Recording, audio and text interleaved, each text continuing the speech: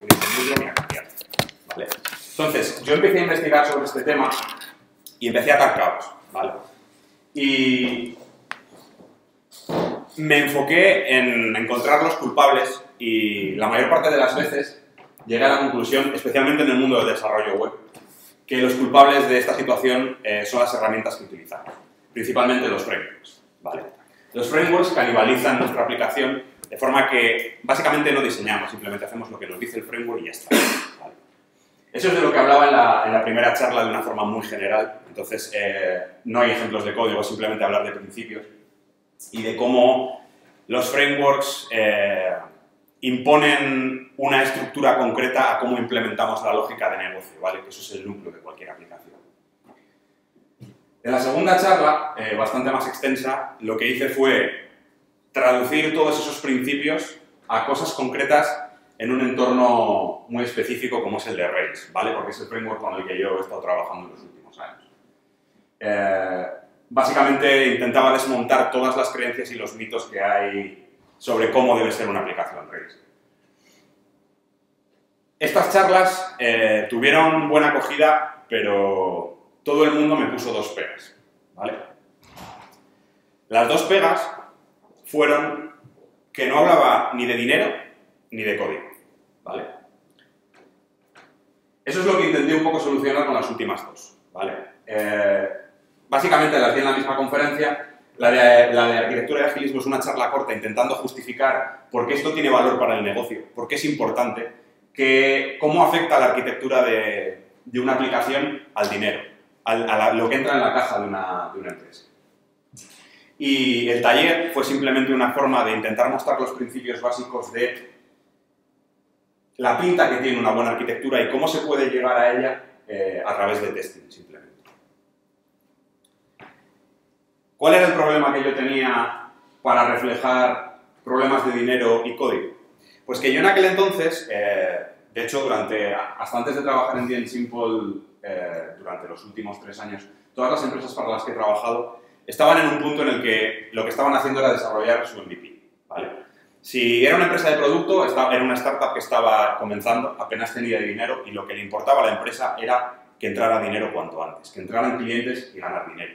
Cuando estaba en una empresa de servicios, daba la casualidad de que nos enfocábamos justamente en startups. Entonces, lo que hacíamos era desarrollar MVPs, ¿vale? El primer producto que van a poner en el mercado. ¿Qué es lo que eso implica? Que si tú intentas hablar de dinero en el mundo startup, lo primero que le preocupa a una startup es ingresar, ¿vale? Le preocupa que el producto que están poniendo en el mercado gane dinero. Se acabó. Entonces, es muy difícil utilizar una aplicación de ese tipo como ejemplo de justificar una arquitectura porque ahorra dinero. 3/4 de lo mismo pasa con el código. El código de estas aplicaciones normalmente era muy pequeñito. Entonces, si tú intentas explicar algo utilizando esas aplicaciones como ejemplo, caes en el lado de lo trivial y la gente te dice, no, es que eso es mucho más fácil hacerlo de otra manera o estás haciendo sobreingeniería. El problema, y esta slide la vais a ver en una de las charlas, es que de las diferentes alternativas para implementar la lógica de negocio de las que se suelen hablar, hay un punto en el que tú realmente puedes justificar de una forma medianamente cuantificable que la alternativa buena es por la que tienes que optar. ¿Cuál es ese problema? Que salvo que tengáis una bola de cristal no vais a saber cuándo vais a llegar a él. ¿Vale? Lo cual nos lleva al día de hoy, DN Simple. ¿Por qué DN Simple es importante en la historia de hoy? Porque me ha provisto de toda la información que necesito para solucionar esos dos problemas. Voy a poder hablar de dinero y de formas en las que DN Simple está perdiendo dinero por la arquitectura de su aplicación y voy a poder enseñar código y no va a ser código de una aplicación pequeñita, ¿vale? Pero para que entendáis un poco más la historia que voy a contar, tenéis que entender un poco más la historia de DN Simple, ¿vale? DN Simple nace en el año 2010 y la fundan dos hermanos, básicamente como un proyecto personal aparte de sus trabajos de la vida diaria, ¿vale? Uno de ellos se encarga de desarrollar la aplicación y otro de ellos se encarga de gestionar los sistemas. Y durante mucho tiempo, de hecho concretamente 2 años, hasta 2012, la empresa empieza a ganar dinero y los únicos trabajadores que tienen son ellos dos en su tiempo libre, ¿vale? En 2012 se une al equipo Simone, no lo he dicho, las dos personas que lo fundaron eran americanas. Simone es un programador italiano que llega a DNSimple intentando integrar el producto que él estaba desarrollando con el API de DNSimple y acaba con su empresa comprada por DNSimple, ¿vale? Y ahí el equipo son 3 personas. En el año 2013 la empresa empieza a generar el suficiente dinero, sin ningún tipo de financiación, como para que la gente decida irse a trabajar a tiempo completo a DNSimple, ¿vale? Y a partir de ese momento, las 3 personas que había trabajando se dedican única y exclusivamente a la empresa. Durante el año 2014, uno de los 2 hermanos decide desvincularse del proyecto, ¿vale? Concretamente es el que se encarga de los sistemas. No había nadie más. Si le atropellaba un bus o se iba de la empresa, todo se iba al garete.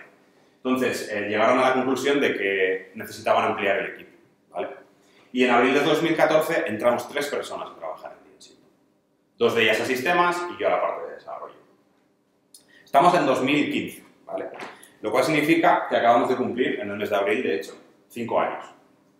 La base de código es una base de código de Rails que acaba de cumplir 5 años.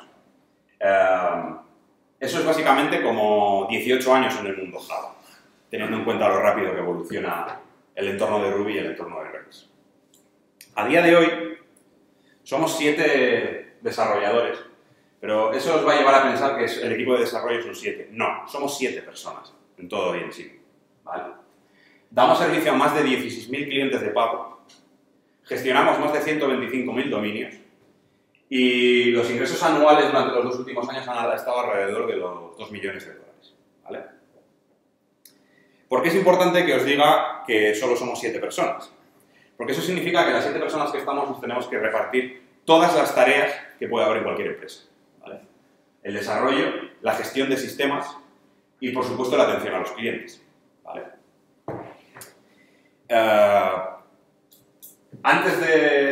Mientras estaba preparando esta charla, me decidí a preguntar algo que yo no sabía, porque yo en la parte en la que menos intervengo es en la de operaciones, y es ¿cuántas máquinas físicas gestionamos? Ahora mismo estamos gestionando 80 máquinas físicas, ¿vale? O sea, es un entorno bastante grande y bastante complejo como para asumir que se puede gestionar con 7 personas de forma fácil o sencilla. Y os preguntaréis, ¿cómo lo hacemos? ¿Qué pinta tiene nuestro sistema? ¿Vale? Pues tiene esta pinta, aunque faltan 2. Esto básicamente fue... A ver, la empresa en realidad no tiene oficina en ningún sitio. La sede está en Florida, pero no es que haya allí nadie trabajando, ni tenemos como si fuera un apartado de correos allí y se acabó. Cada uno trabaja desde su casa, desde el lugar del mundo en el que elija. Y 4 veces al año nos juntamos en algún lugar del mundo para trabajar durante 1 o 2 semanas, dependiendo de la época del año. Y bueno, vernos las caras, hacer equipo y demás. Esto es de julio del año pasado, cuando todavía solo éramos 5, en Hawái, que es donde fue la reunión. ¿Vale? La reunión. No te lo creerás, pero trabajamos mucho.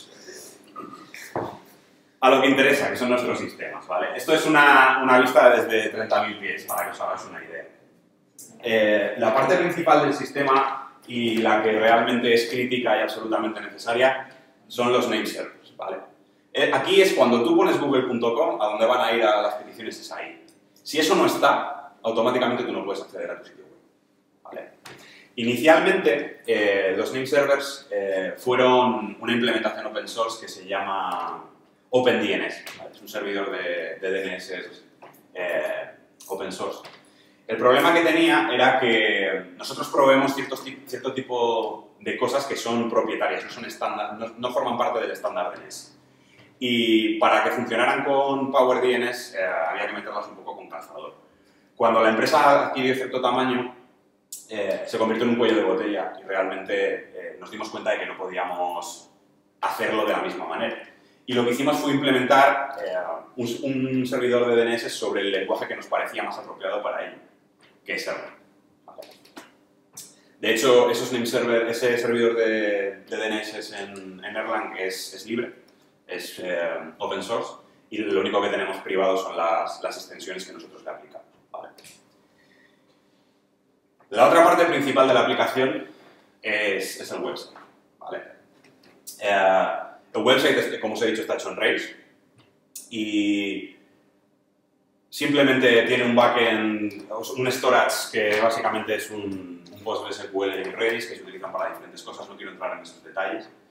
Sí que interesa que entendáis cómo funciona el hecho de cuando tú cambias algo en una interfaz web, cómo llegan esos cambios al servidor de DNS, que es al final el que va a responder a las peticiones. Y tenemos unos sistemas, normalmente hay uno por cada data center en el que tenemos presencia, que son los que a los que se encarga la web de notificar cuando hay un cambio, ¿vale? Automáticamente, además esto se hace con WebSockets, nosotros notificamos al Sun Server de que ha habido un cambio, el Sun Server automáticamente va a la base de datos, carga la zona, ya sabe que es lo nuevo y notifica al name server, vale, la zona ha cambiado, por favor actualízate. Se acabó. Tanto los Sun Servers como el redirector, que ahora os voy a explicar lo que es, están escritos en Go, ¿vale? El redirector es un sistema muy pequeñito que se encarga de dar servicio a un tipo de record muy concreto, que es el record, lo llamamos URL, ¿vale?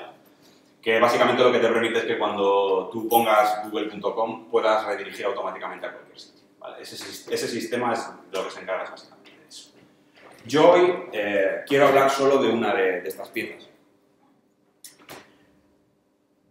Principalmente por dos razones, ¿vale? Casi todo lo que os he enseñado aquí, a excepción del website, es muy estable, ¿vale? Una vez que tú tienes implementado un servidor de DNS, apenas lo cambias. De hecho, desde que lo tenemos publicado, los únicos cambios que estamos haciendo recientemente es añadir extensiones que han ido metiendo en el protocolo. Entonces es algo que no cambia. Tiene un diseño estable y se toca muy poco. Lo mismo ocurre para el redirector y los on servers. Hacen una cosa muy concreta, no cambia y si funciona, funciona. Es justo lo opuesto al website y la API.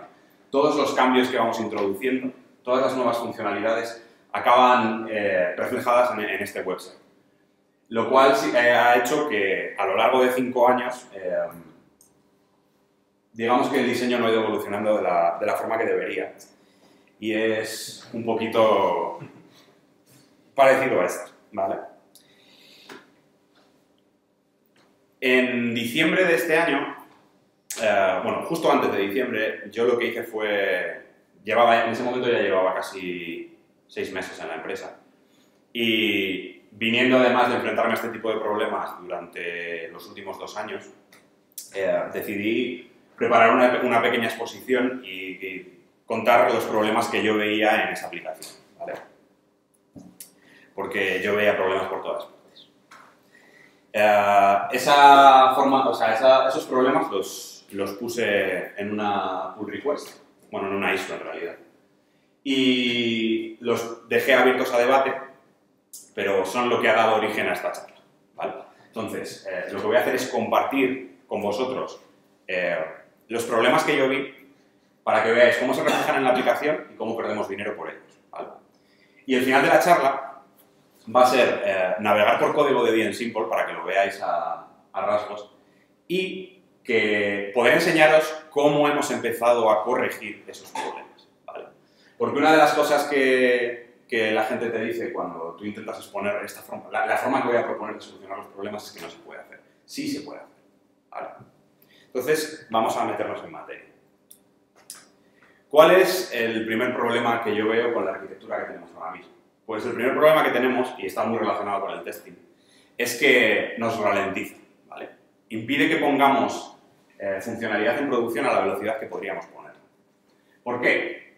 Bueno, pues principalmente, y aunque no os lo creáis, es por el testing, ¿vale? Quiero decir que si no fuera por los tests, ahora mismo la aplicación de DN Simple podría durar funcionando, y si seguimos cambiándola obviamente, no creo que más de 3 meses, ¿vale? Eso es absolutamente vital. Si borráis ese directorio de nuestro sistema de archivos, dejamos de trabajar. Para que os hagáis una idea, y a ver si os lo puedo enseñar aquí porque lo he abierto antes.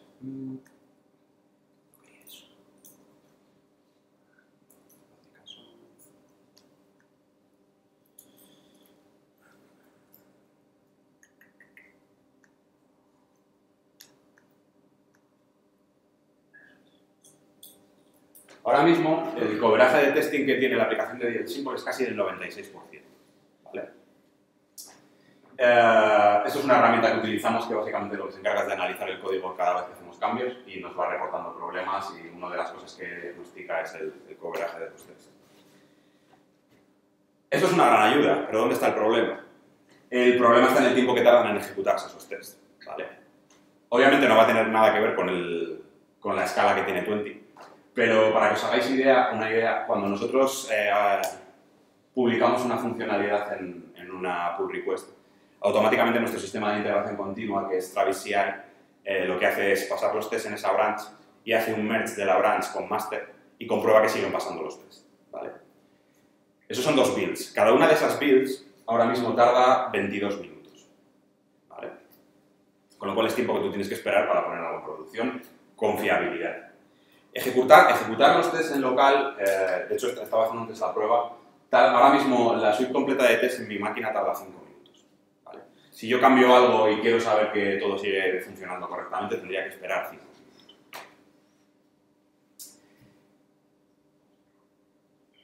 Yo no sé si estáis acostumbrados a esos tiempos de espera. A mí me parecen honestamente una locura. Y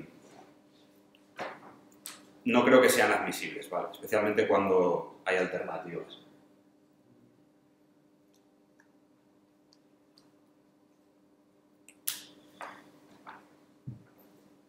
El segundo problema es que la forma en la que ha ido evolucionando la aplicación hace muy difícil tomar decisiones, ¿vale? Es una aplicación Rails que tiene 5 años, ¿vale? Durante 5 años ha habido un montón de gente que ha estado publicando cosas sobre cómo se debe construir una aplicación Rails como Dios manda, ¿vale? Entonces, pese a los esfuerzos que han hecho los que estaban en ese momento, hay partes de la aplicación que empezaron en 2010 y están escritas a la 2010. Hay partes de la aplicación que se escribieron en 2011 y están escritas a la 2011. Entonces, cuando tú intentas escribir algo en 2015, dices, vale, voy a intentar hacerlo de forma que sea parecido a lo que ya tenemos. No voy a intentar reinventar la rueda, introducir una forma nueva. Y entonces tienes que empezar a decidir, vale, pero esto está hecho de esta manera en este lado de la aplicación y de esta otra en el otro, ¿vale? Todo eso son problemas. Son problemas de diseño que alguien tiene que solucionar, ¿vale? El tercer problema que tenemos es que, claro, es una aplicación que ha crecido durante 5 años y es bastante grande. Queremos empezar a extraer servicios. Hay cosas que perfectamente podrían ser una aplicación en sí mismas. ¿Cuál es el problema? Pues el acoplamiento que tenemos. Con el acoplamiento que tenemos ahora mismo no podemos sacar nada de la aplicación. Al menos no de una manera sencilla. Esto obviamente lo que hace es que la aplicación solo siga creciendo y se haga más compleja. El cuarto problema es que impide la reutilización fácil del software que ya tenemos. En el taller del que os hablaba hay un momento muy curioso, y es que básicamente lo que hacemos es, con el mismo código que ya hay escrito y sin tocar ese código, hacemos que se cree una aplicación web y una aplicación de terminal, ¿vale? Y el código es el mismo, tú solo añades la parte web y la parte de cliente. Esto, que parece algo muy dogmático y muy simplemente para intentar demostrar lo que estamos intentando enseñar, a nosotros nos pasa factura, ¿vale? Somos 7 personas que tenemos que atender a los clientes. Eso significa que muchas veces tienes que atender una petición y no todas las peticiones se pueden atender simplemente yendo a nuestra interfaz de administración y haciéndolas. Hay veces que tenemos que abrir una consola y hacer cosas, ¿vale? Y hacer cosas significa ejecutar código de la aplicación en esa consola. Os voy a poner un ejemplo muy sencillo. Hay clientes que directamente quieren que les cancelemos la suscripción nosotros y no se quieren molestar en hacer login en la aplicación y darle a cancelar, ¿vale? ¿Cuál es el problema que tenemos ahora mismo? El problema que tenemos ahora mismo es que para cancelar una suscripción de la misma forma en la que hace la aplicación, tienes que ejecutar el mismo código que ejecuta la aplicación. ¿Cuál es el entry point a esa funcionalidad ahora mismo? ¿Cómo es la forma de acceder a esa funcionalidad? Un controlador, porque es una petición web. Obviamente no me voy a poner a utilizar curl para hacer una cancelación de una suscripción.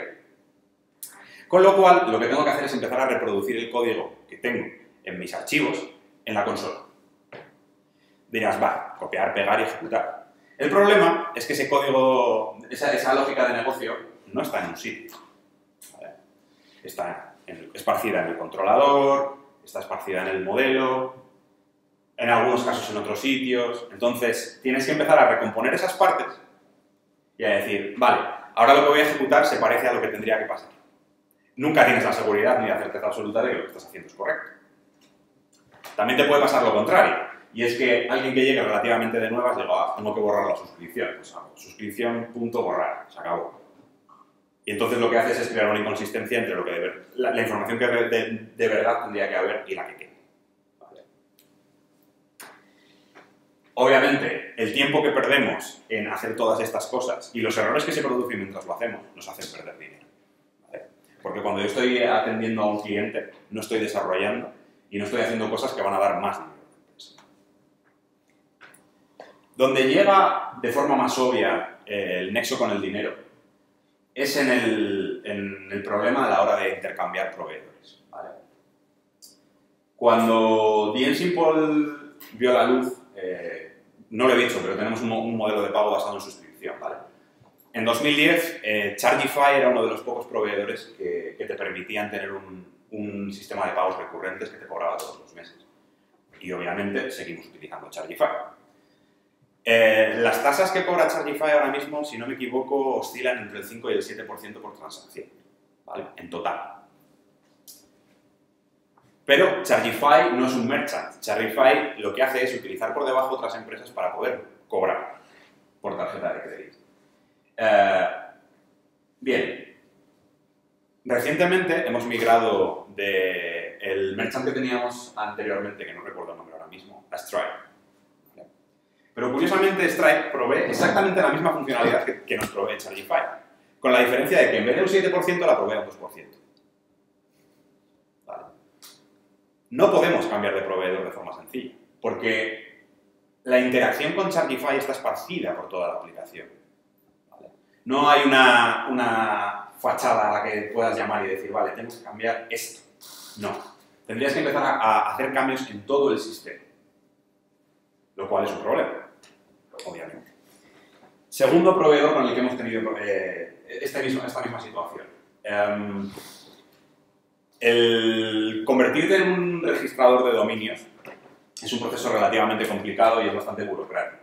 Y como está regularizado, requiere el pago de licencias, ¿vale? Son unas licencias bastante altas que creo que oscilan entre los 120.000 y los 150.000 dólares anuales. O sea que es caro.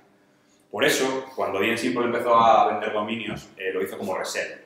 Simplemente cogió una empresa que tenía un API y que te permitía comprar dominios a través de ella, y esa era la empresa que pagaba la licencia. ¿Vale? En aquel momento tenía sentido, porque básicamente DNSimple no generaba el dinero suficiente como para pagar esa licencia. En este momento, este es el segundo año en el que vamos a poder pagar la licencia. ¿Por qué no hemos podido empezar a registrar dominios a través de nuestros propios sistemas? Porque nuestra aplicación está completamente acoplada al API de ese primer reseller que teníamos. ¿Qué significa esto? Pues que básicamente estamos regalando dinero a un intermediario. ¿Vale? ¿Por qué? Porque nuestra arquitectura no nos permite cambiar de proveedor de forma sencilla. Por último, el problema de los bugs. De hecho, os voy a contar una anécdota muy graciosa. Uno de los problemas que vais a tener con los frameworks, especialmente con frameworks en lenguajes de alto nivel, como pueden ser Ruby, Groovy y demás, es la magia. Las cosas pasan y no sabes por qué. Y la magia solo es buena si eres Harry Potter o Gandalf. ¿Vale? De hecho, hoy voy a utilizar una parte del sistema muy concreta para ilustrar y enseñaros lo que es el proceso que hemos ido haciendo. Para que os hagáis una idea, este es el código que va a haber aquí, es el código que hay en master, es el código que está en producción, y este es el código que va a haber en la rama en la que estamos trabajando. ¿Vale? Simplemente quiero introducir dos objetos clave que nos van a permitir hacer esto. ¿Vale? El primero, y por el que voy a empezar, es por el repositorio. ¿Vale? El objeto repositorio lo que nos va a permitir es definir exactamente la frontera en la que nuestro sistema interactúa con el almacenamiento. ¿Vale? Todas las llamadas que va a haber en esta clase van a ser llamadas a la base de datos. Y si alguien quiere o bien extraer información de la base de datos o bien guardar información de la base de datos con facturas, con invoices, lo tiene que hacer a través de esta clase. ¿Vale? ¿Qué soluciona esto? Soluciona el problema de cuándo se salvan las cosas. ¿Vale? Obviamente, eso sería en el caso ideal. En este caso es mucho más complejo por el hecho de que tienes un ORM por debajo que lo complica todo. Pero en el caso ideal, tú tendrías un repositorio con el que tú interactúas y es el único que sabe la tecnología que estás utilizando para implementar la persistencia, es el único que sabe cómo se guardan los objetos y dónde, es el único que sabe que hay algo que pueden ser columnas, que puede ser un hash almacenado en algún sitio, es el único que tiene esa información. De aquí hacia afuera, lo único que tienes es un objeto, factura, se acabó. ¿Vale? A día de hoy, este patrón se está aportando ya a la base de código principal. ¿Vale? No al 100% como a mí me hubiera gustado, por lo que os comentaba del ORM. Hemos hecho una especie de medio camino. Todos los métodos que hacen consultas a la base de datos, es decir, yo quiero encontrar un invoice dado el número de factura, yo quiero encontrar lo que sea, están en un objeto que no hemos llamado repositorio para no crear conflictos mentales a la hora de definir cuál es el patrón que estamos aplicando, los hemos llamado finders, porque lo único que hacen es encontrar cosas que salen de la base de datos. ¿Qué es lo que le falta al finder para ser un repositorio?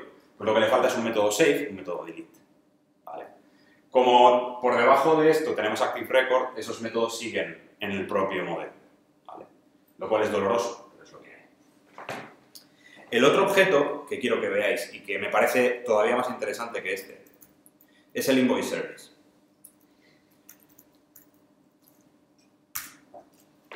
El hecho de que tenga el nombre servicio ya hace que sea controvertido. Hay mucha gente que cuando oye la palabra servicio sale corriendo y dice que ya es algo malo. ¿Qué es lo que hace este objeto?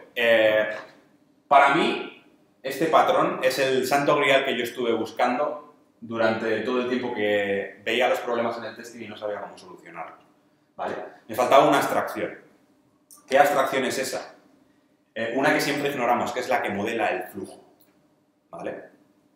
Cuando tú quieres, imaginaros, yo quiero, voy a coger un ejemplo de aquí para que lo veáis, uno que sea relativamente, que tenga un poco de miga.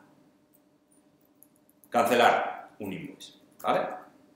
Esto básicamente es lo que hacemos cuando decimos, vale, este invoice no lo vamos a cobrar, vamos a ignorarlo, por diferentes razones.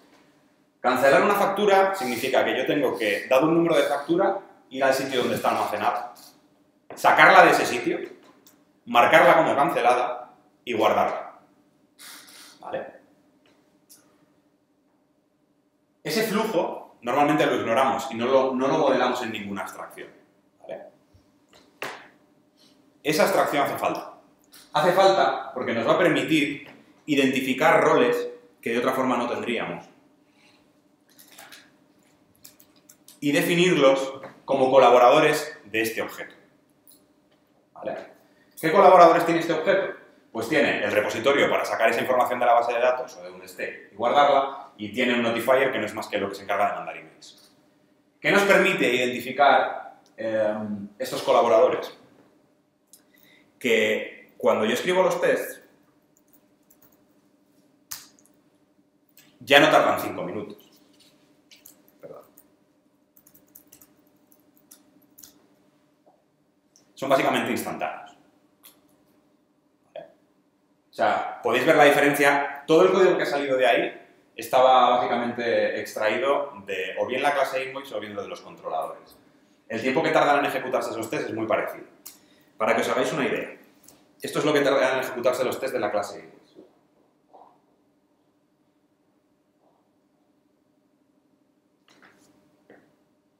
Y no preguntéis por qué ha pasado eso. La diferencia es notable. Multiplicad esto por la escala de la aplicación. ¿Vale? Quiero que entendáis que no estoy tratando el que los tests sean rápidos como un objetivo. En realidad es una consecuencia. Es una consecuencia de tener un buen diseño. ¿Vale?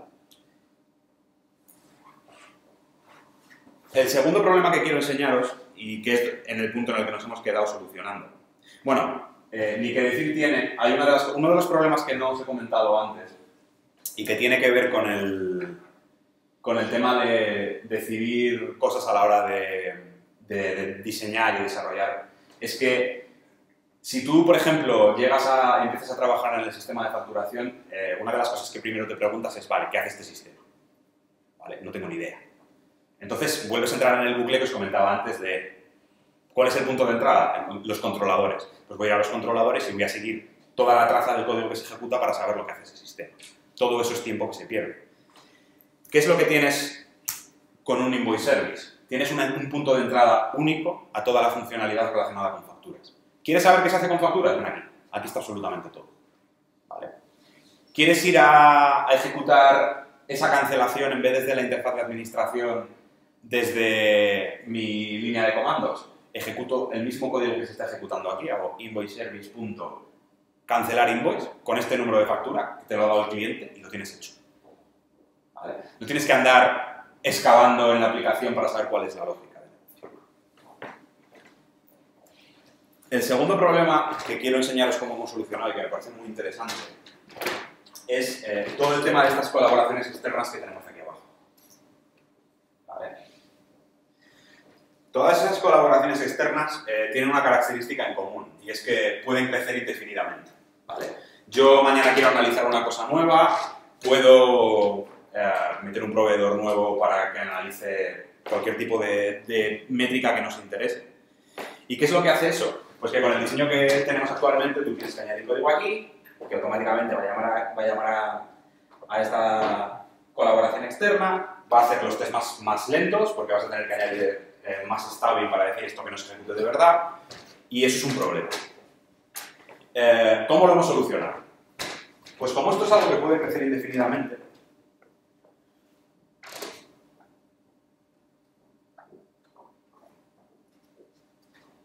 hemos introducido otro patrón que me parece súper importante, especialmente en aplicaciones que sean muy grandes.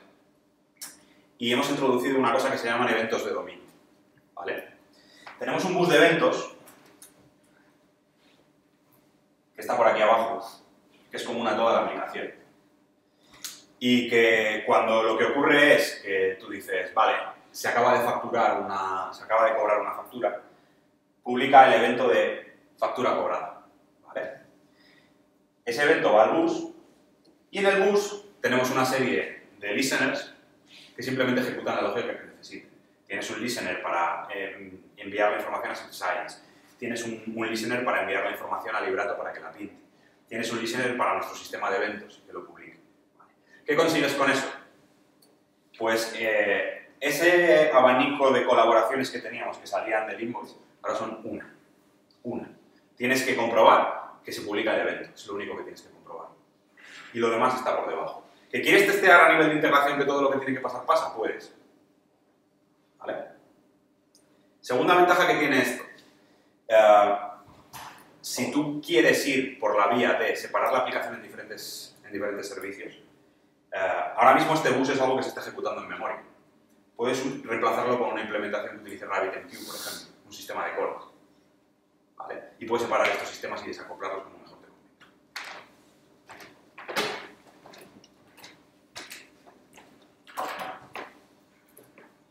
¿Algo que queréis ver en concreto del código? Podemos volver luego si queréis al final. Dime. Has comentado de que añades listeners al ¿Dónde utilizas exactamente? ¿Dónde añades el listener?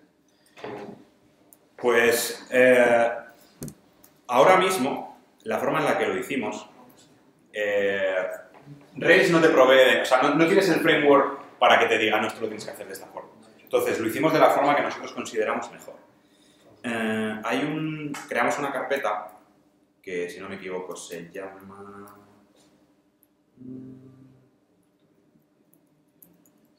Events.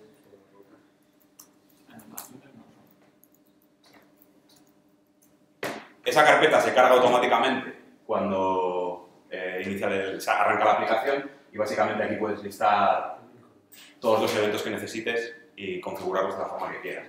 La decisión que tomamos es crear un archivo de listeners por cada tipo de evento. Es la decisión que tomamos en ese momento. En el momento que esto crezca puede ir hacia cualquier dirección. A ver.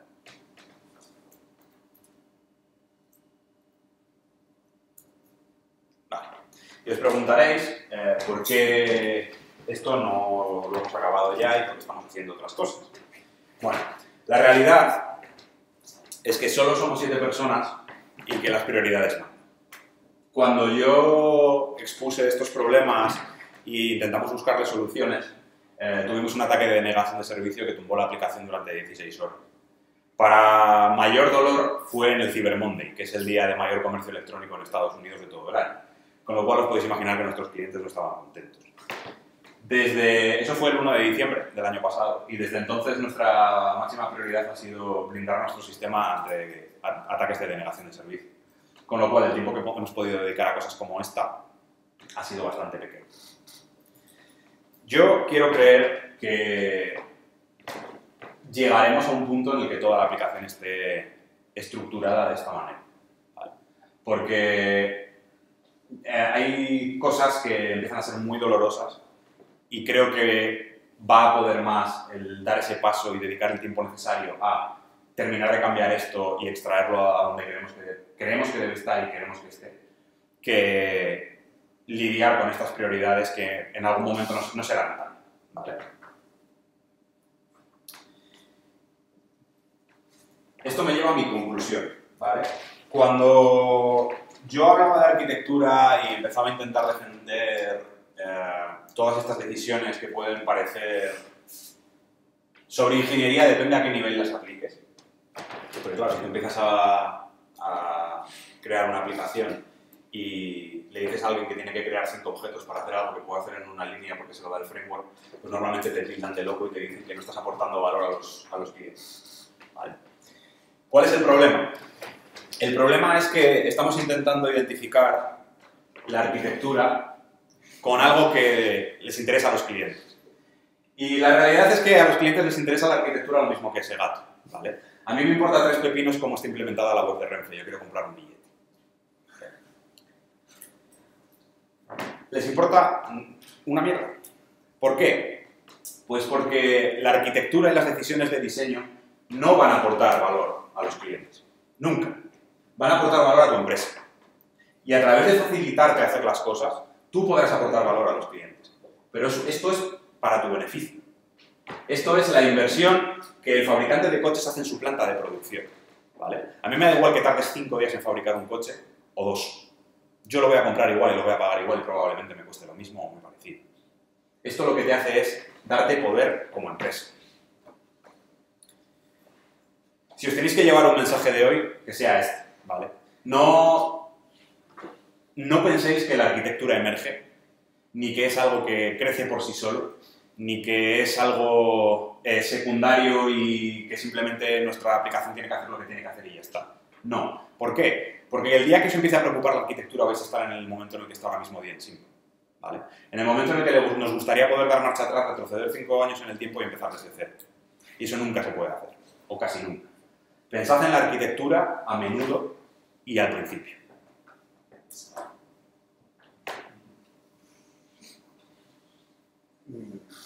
Sobre la última frase, es bastante complicado, ¿no? El pensar una arquitectura, bueno, no, pensarla no, vamos, pero cuando empiezas a construir algo y normalmente suelen ser MVPs para probar que te funciona, tiendes a tirar a un MVP justo por eso, porque te da la facilidad de poder montar lo que buscas o probar lo que buscas en muy poquito tiempo. Y como empiezas con eso y creces a partir de eso, que supongo que lo que os ha pasado a vosotros, Correcto. es bastante complicado el salir de ese framework, que es cuando te toca hacer cosas de esas, ¿no? Y vamos, yo con Rails no he trabajado, pero he trabajado con Grails, que es una copia total, y es bastante complicado el desenmarañar toda esa red que tienen tejida ahí, de todo dependiendo de todo. Yo lo veo muy complicado cuando empiezas con un framework de ese estilo y quieres salir de ahí. El problema es no llegar a ese punto nunca. Problema, o sea, yo no estoy en contra de que tú uses un framework como Rails que te da todo hecho para generar un MVP y lo pongas en producción y empieces a ganar dinero. El problema es que la gente no es consciente de que eso no es más que un prototipo. Es un prototipo y en algún momento tiene que cambiar. Lo puedes hacer de forma orgánica. Si tienes cierta experiencia y sabes que esto va a pasar, puedes ir haciéndolo poco a poco. También depende de la coyuntura. A mí me preguntas, ¿tardarías menos en hacer esto de la forma que yo estoy contando o con Rails? Yo te digo que tardo menos de la forma que yo estoy contando. Salvo que sean cosas muy pequeñas. ¿Vale? ¿Por qué? Pues principalmente por toda la magia que hay debajo. Cada vez que te enfrentas a un mini problema de, vale, estoy haciendo esto, espero que mi herramienta haga lo que dice que hace, pero no lo está haciendo.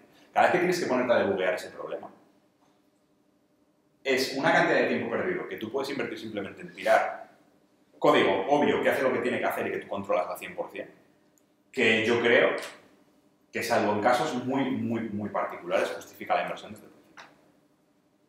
Sí, o sea, estoy de acuerdo, totalmente contigo. De hecho, vamos, esta semana justo tenía un problema con el framework que no sabía, me pasaba, y era problema de magia del framework, que no, como no te sabes el framework al final al 100%, siempre hay algo que se te escapa por ahí, que no sabes dónde es, y me he tirado 3 o 4 días perdiendo el tiempo por una tontería del framework. Y eso al final es lo que dices tú, el dinero del cliente que estás gastando en eso, por culpa de la arquitectura. Más preguntas. Cosas que queráis que veamos, que queráis que enseñe, cosas sobre las que he ido muy rápido, aunque sean de código. Dime. A mí me gustaría, si puedes enseñar a ver un caso de uso de cómo, por ejemplo, cómo llegan los datos desde el controlador, cómo pasas a un validador, porque parece haber visto una carpeta de validación, y cómo lo traduces en No me voy porque no te quieras cambiar. identidades.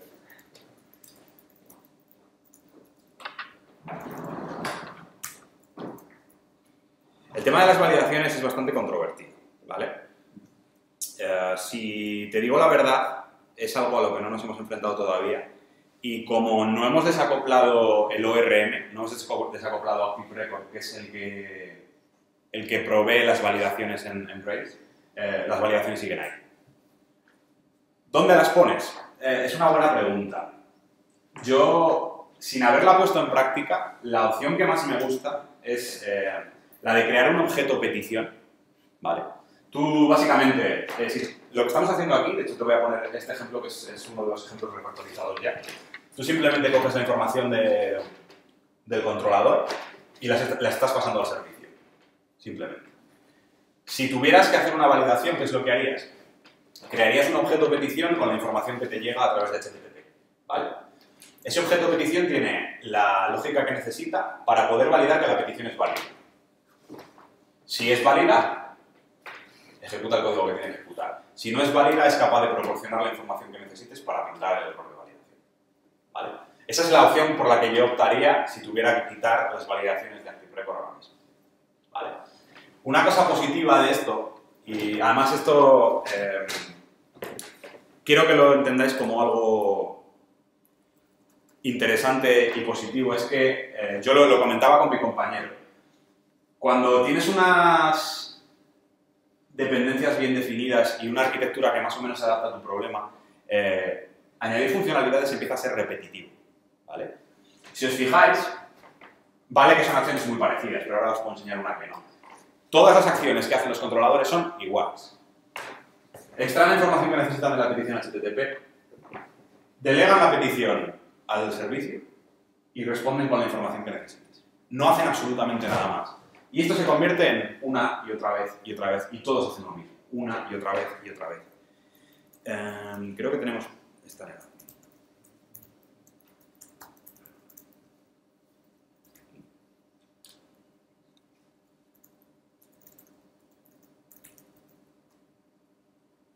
No, es que estoy en él. Vale, es que no he puesto.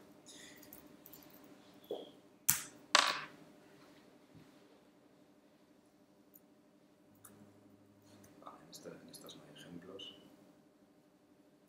Está en el otro.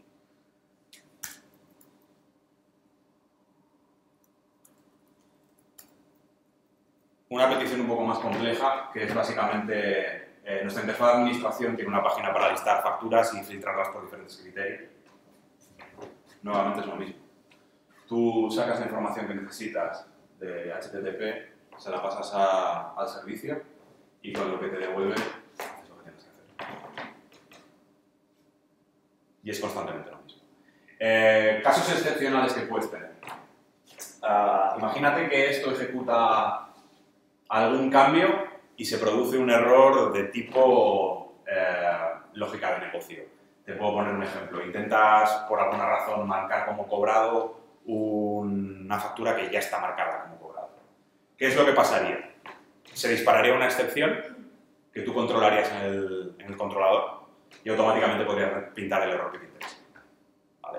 Creo que no hay ningún ejemplo de eso en esto todavía. No lo hay.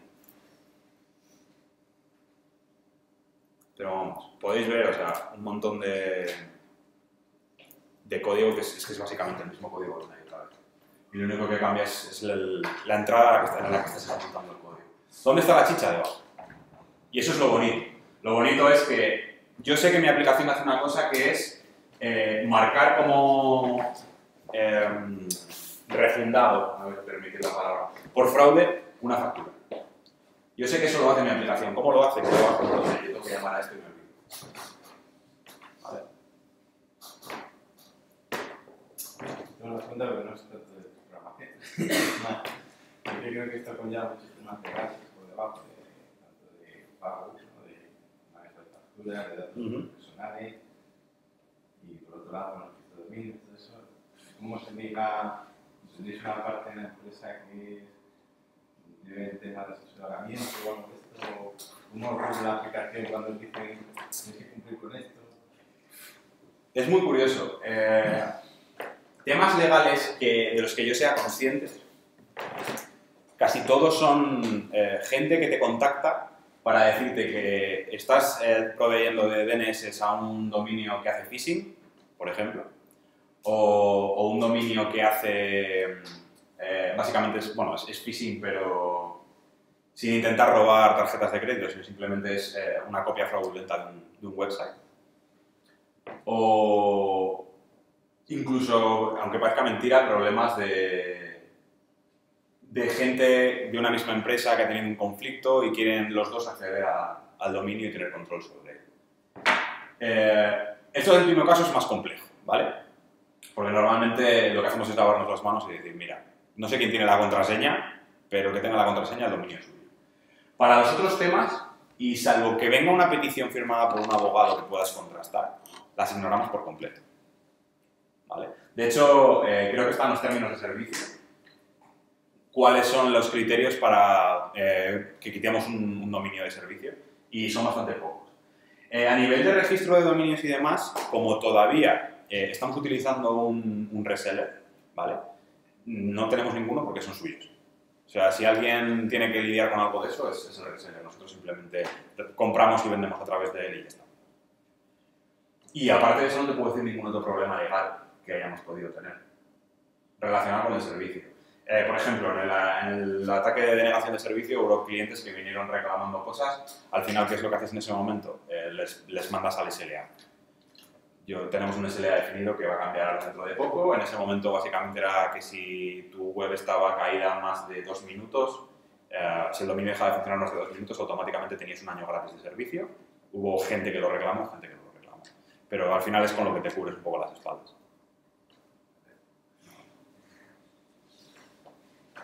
¿Sí?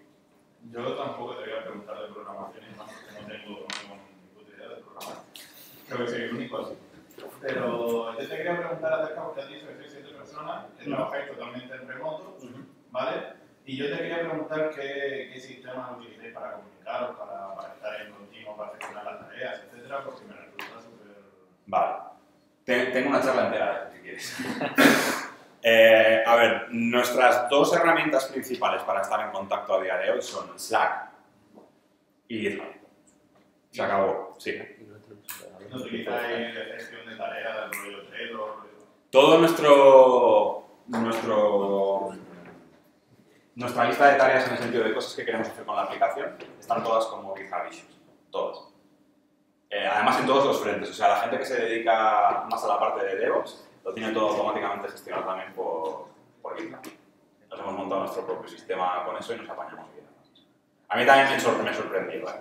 O sea, a mí siempre GitHub me había parecido algo para tareas de muy bajo nivel, pero claro, si luego empiezas a exprimirlo... O sea, para que tengas idea, por ejemplo, tenemos un repositorio privado que se llama DN Simple Business, en el que tenemos todas las cosas que son de negocio de la empresa. O sea, nuestros contratos firmados están en ese repositorio. Y ahí hay un montón de cosas que tratamos a nivel legal y demás que están en ese repositorio. Y a nivel de cómo trabajáis cada uno, gestionáis vosotros, porque claro, si la otra persona está en Florida, como has dicho, imagino que no tenéis la misma jornada o que No tenemos. De hecho, para que te hagas idea, no tenemos horario. Al final es un poco... Nos lo montamos para colaborar como buenamente podemos. Obviamente, acabamos trabajando más en común la gente que está en Europa con la gente que está en Europa y la gente que está en Estados Unidos con la gente que está en Estados Unidos. Eso es lo bonito de las reuniones que hacemos cada 3 meses, que al final te permite trabajar con la otra gente. ¿Vale? No tenemos una solución buena para eso. Desde luego, yo he tenido que vivir el trabajar con gente que estaba en una zona horaria diferente a la tuya durante un tiempo relativamente largo y es bastante doloroso. ¿Vale? A mí, por ejemplo, lo que me pasaba, yo durante un tiempo, no en DN Simple, sino en otros proyectos, tuve que trabajar con una persona que estaba en Chicago, lo cual significaba que tenía que empezar a trabajar a las 3 de la tarde y básicamente acabar a las 9 de la noche. Y yo, que soy una persona que le gusta madrugar y terminar a las 5, me resultó súper difícil. Entonces, si tenemos que colaborar de alguna manera, lo que normalmente hacemos es decir, vale, vamos a colaborar en las 2 horas en las que tú trabajas y yo trabajo a la vez. Nos repartimos el trabajo como buenamente podemos y es. También te digo que yo tengo la ventaja de que solo hay una persona de desarrollo que está en Estados Unidos. El resto son ops. Entonces no me toca tanto de cerca eso. Aparte de esas 2 herramientas, bueno, Hangouts para cualquier tipo de comunicación en directo. Si tienes la suerte de trabajar con BIM, que creo que menos una persona todos trabajamos con BIM. Tmax y BIM para hacer pairing. Tenemos un montón de proveedores de servicios, o sea, software as a service para hacer de todo tipo de cosas. Desde hacer submit de expenses, los gastos que tenemos cada uno. Si yo voy a dar una conferencia en nombre de la compañía a donde sea, todo el tema de decir, vale, estos son los gastos que he hecho, tenemos un servicio que nos lo hace, podemos subir las facturas y hacerlo todo. Hay un montón. Tenemos una herramienta, usamos LastPass para compartir las contraseñas de los servicios que compartimos. Usamos Groove como aplicación para gestionar los temas de soporte. Creo que podría hacer una lista de 2 pantallas de todo el software que utilizamos para colaborar. Utilizamos PagerDuty para cuando se caen los sistemas que nos notifiquen. Hay una infinidad de... No sé por qué esto no se pone, pero... ¿Más cosillas? Esto es que no quiere que hable más.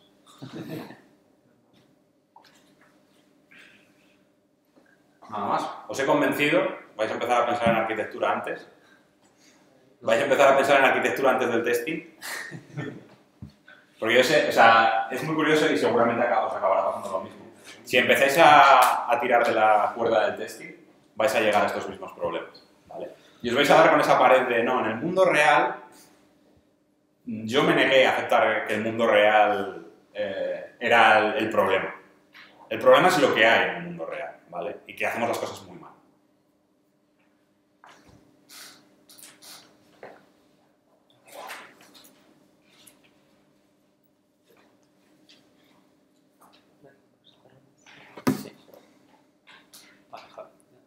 Espera que hay que poner la última. Es que yo creo, no sé si es la conexión. ¿La bola esta? No, no quiere salir. Bueno, la última slide invita a tomar cervezas. ¿Te invitas? No, yo no invito. Invita a la slide. Si la convencéis para que pague. Bueno, pues muchas gracias.